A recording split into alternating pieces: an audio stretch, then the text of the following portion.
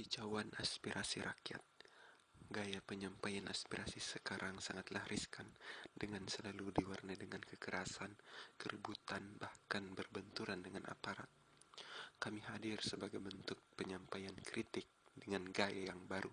Kicauan Aspirasi Rakyat hadir dengan tagline Berkicau Tanpa Suara, yang berarti bahwa setiap kicauan yang kami berikan tidak melalui secara langsung teriakan di tengah jalan, akan tetapi kami kicaukan melalui kaos media aspirasi.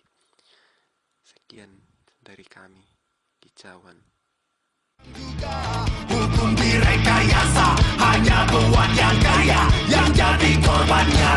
Rakyat jalanlah, mafia hukum, hukum saja, karena hukum tak mengenal siapa. Mafia hukum, hukum saja, karena hukum tak mengenal siapa. Mafia hukum.